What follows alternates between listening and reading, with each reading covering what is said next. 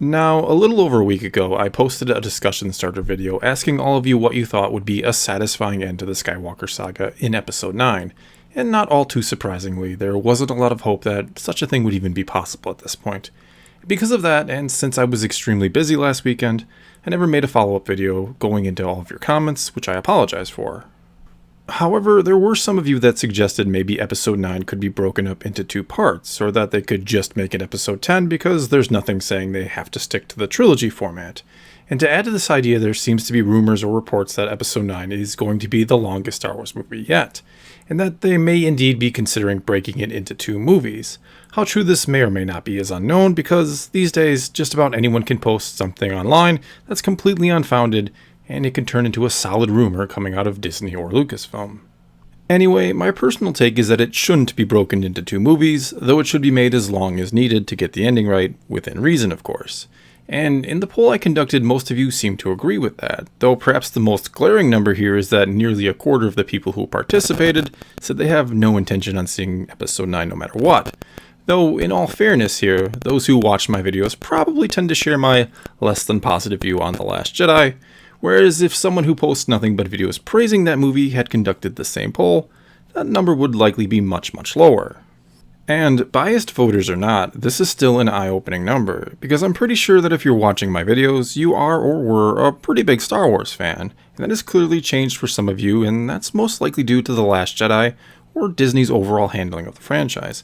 And even though The Force Awakens had its detractors, I dare say most of those who didn't like it were still interested in where the story was going, thanks in large part to the J.J. Abrams mystery box approach.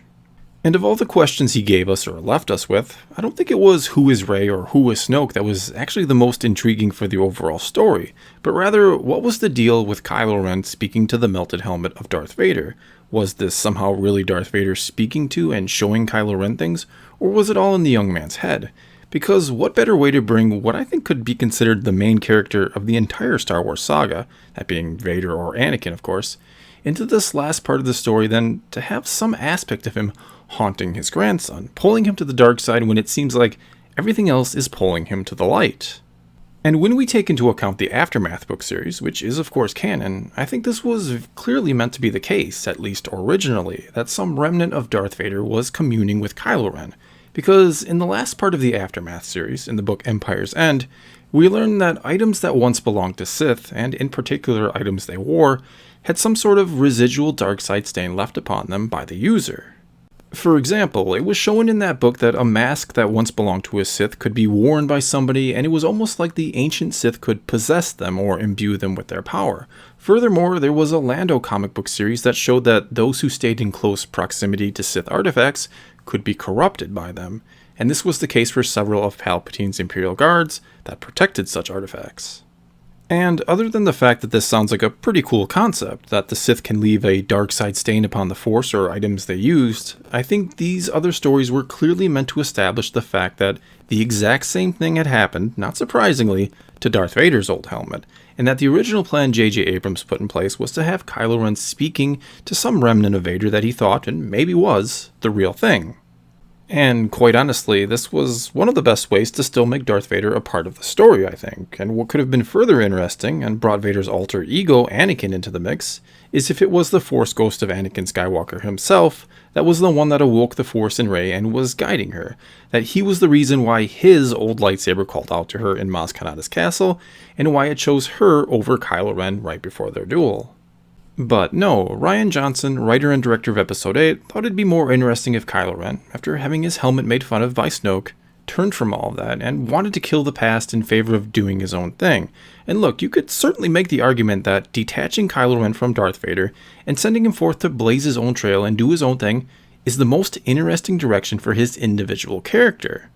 The problem with that, though, is he is only one character in a much, much larger story that has had two trilogies come before it. Not to mention, he is the only Skywalker of this new generation, and he decided what was best for the overall story of the Skywalkers was to separate him from that legacy going into what might possibly be the last movie in the Skywalker saga ever.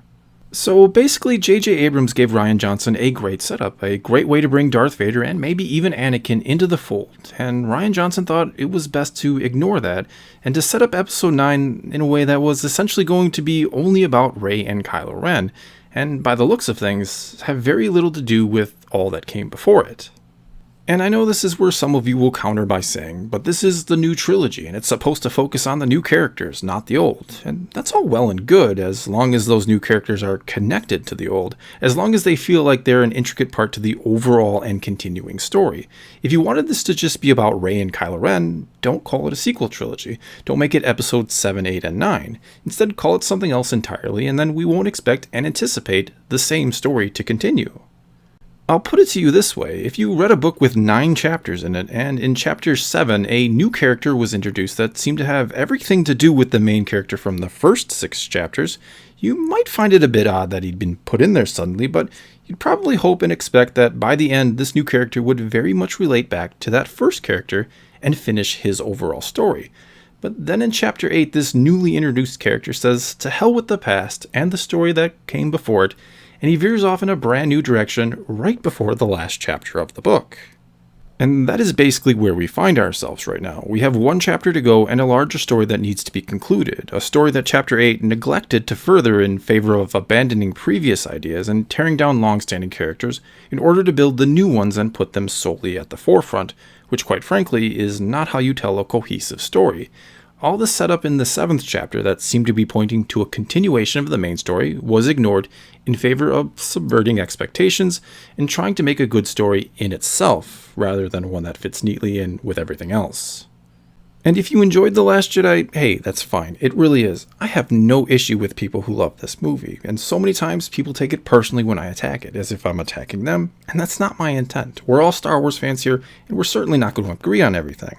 Maybe if I could view it as something separate from the greater whole, I'd enjoy it more myself. I don't know. All I do know is I can't because I care about the bigger picture. I care about getting a satisfying end to the whole story. A story 40 some years in the making now. Not just about whether Kylo Ren and Rey will fall in love or be forced to fight each other again. Especially considering our villain, our big bad guy Kylo Ren, has already been defeated by Rey in the first movie of this trilogy. Not to mention, all the interesting setup and mystery J.J. Abrams started with The Force Awakens was either abandoned or poorly explained or not explained at all in Rian Johnson's The Last Jedi. The reasons for Rey's existence and the explanations for her power is that the Force chose her to be a counterbalance to Kylo Ren, and then she promptly downloaded all his training right from his mind in a matter of seconds, and then soon after beat him in a duel with it. Makes me wonder why the Force bothered with the whole Chosen One nonsense in the first place in regards to Anakin. Was he just meant to be a counterbalance to Sidious that actually needed training and was prone to failure? Is Rey just Anakin 2.0 with all the bugs and kinks worked out, and with the ability to hack and download training from others? And no, I'm not just trying to tear into The Last Jedi for no reason. I'm trying to point out the absurdity of some of this, and that something needs to be done in Episode 9 to make this whole trilogy seem relevant to the bigger picture.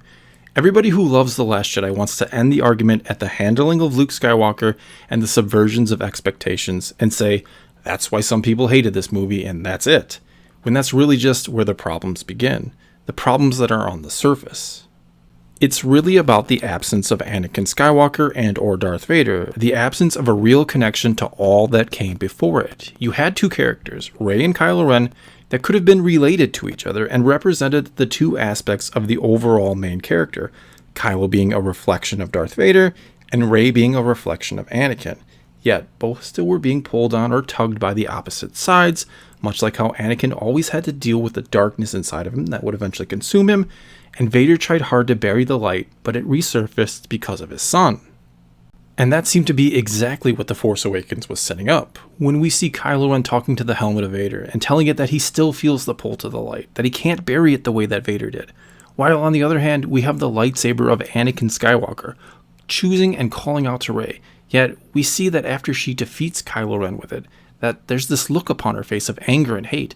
And if the ground doesn't split and separate them, who's to say she doesn't give into the darkness and strike him down? Who's to say she doesn't give into it just like Anakin did? There's where the drama in this trilogy could have come from, but instead we're given something more akin to Twilight in space. And look, I know a lot of people don't like J.J. Abrams and his work, and that's fine. I personally don't have a strong opinion about him either way. I initially enjoyed The Force Awakens quite a bit, but I wouldn't say I loved it. But in hindsight, it's a masterpiece compared to The Last Jedi. It might be a throwback to the original, and I don't think we needed another Death Star, but the setup in Episode 7 for the rest of the trilogy was exactly what it needed to be. But unfortunately, Rian Johnson passed on the wide-open layup and pulled up to try and take an ill-advised three-pointer instead. And from some perspectives, it was a swoosh, a perfect shot. From others, it was an airball. Either way though, the game goes on and the ball's back in JJ's hands, and I have to have faith that he can and will put things back on course, that he'll find a way to go back to some of the original ideas and to finish the greater story in a satisfying way.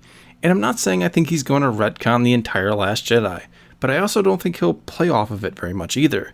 Nor will he even have to if several years have gone by, and there likely will be a sizable time jump here.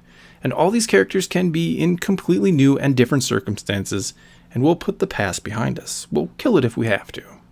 And even though I really hope this can all be done in one movie, because it's time to end the Skywalker saga for now, and to move on to something completely new and different, if 2 movies is what it takes to get it done and done right, then so be it.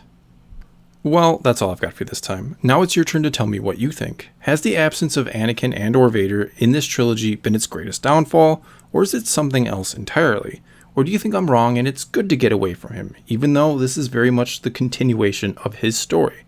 Either way, let me know in the comments below and let's talk some Star Wars. And until next time, thanks for watching.